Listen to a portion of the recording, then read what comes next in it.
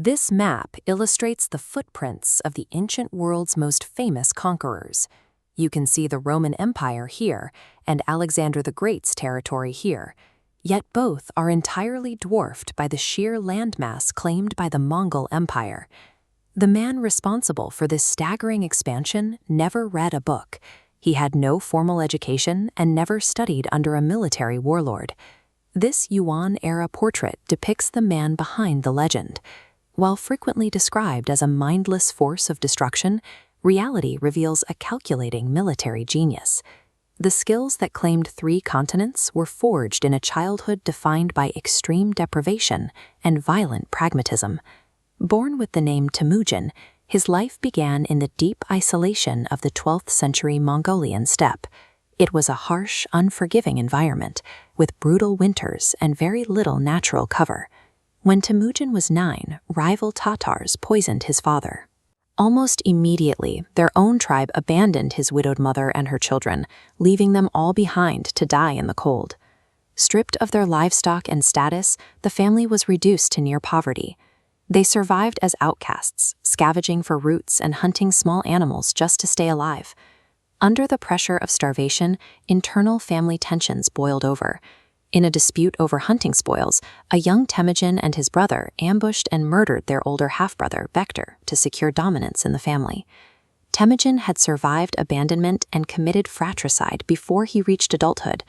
In the lawless vacuum of the steppe, he had seen that authority belonged to whoever was willing to take it. As he began attracting followers, Temüjin discarded the traditions of the steppe. He promoted commoners based strictly on their skill and loyalty rather than aristocratic bloodlines. By 1206, he had subjugated or allied with all the warring nomadic factions. At a massive council known as a Kurultai, he was officially proclaimed the undisputed leader of the Mongols, taking the title Genghis Khan. This flowchart illustrates how he dismantled the old tribal allegiances. He reorganized his entire fighting force into a strict decimal system. A single general commanded units of 10,000, which broke down to 1,000, then 100, and finally squads of 10. This structure allowed orders to travel down the chain of command almost instantly, enabling rapid communication across miles of chaotic battlefield.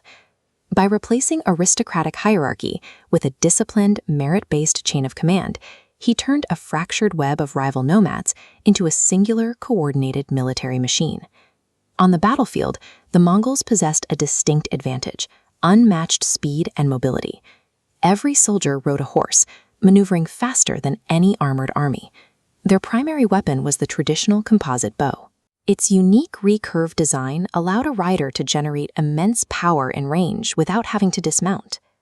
On this tactical map, you can see their signature maneuver, the feigned retreat. The Mongols would pretend to flee, tricking enemy formations into breaking lines to chase them.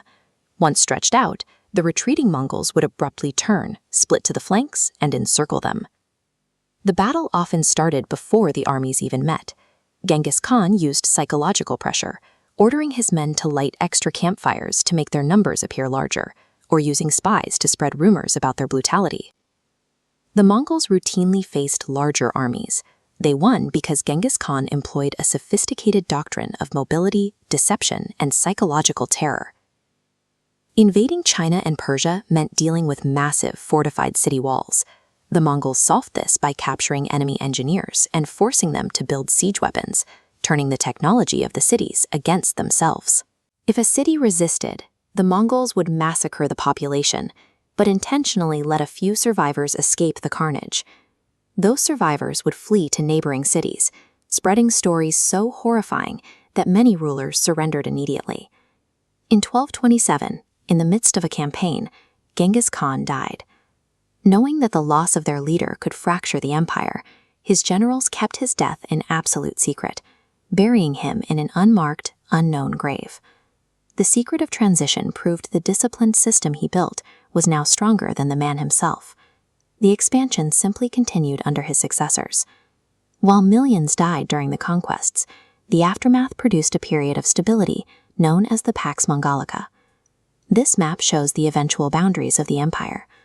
By bringing such a massive portion of the globe under a single authority, the Mongols directly connected the cultures and economies of China, the Middle East, and Eastern Europe.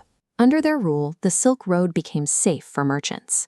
To manage the vast distances, they introduced the paisa, an official passport that allowed riders to use the world's first international postal relay system. Within his ranks, he implemented progressive civil policies. He abolished the use of torture and granted absolute religious freedom to all of his subjects. Much of the Western and Arab world remembers him as a tyrant, but in modern Mongolia, he is revered as the nation's founding father. The outcast who was left to die in the snow established a system that eventually controlled 1/5 of the globe.